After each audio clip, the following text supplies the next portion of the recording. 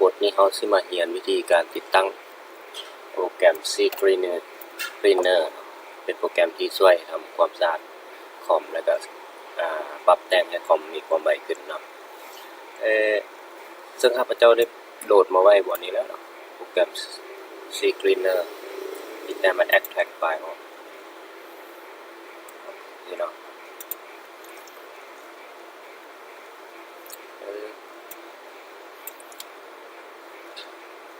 extract desktop ใส่ password mouse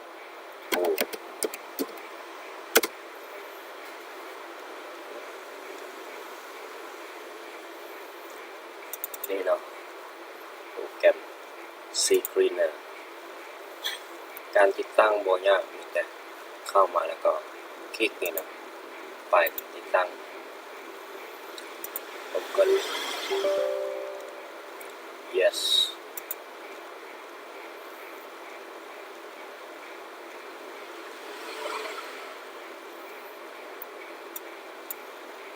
เลือกเป็นภาษาอังกฤษบอกภาษาอย่างก็ได้คลิก next automatic update cleaner ปิดออกก็ได้ให้มันอัปเดตนะคลิก install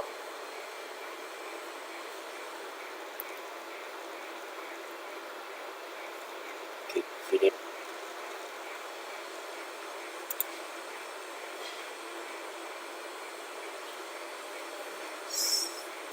cat key ครับอันนี้มันใช้ cat key unit cat key ผมขอเล็ก cleaner application yes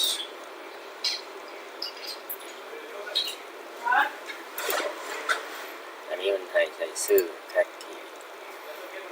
ตัวนี้เรา cancel ไปก่อน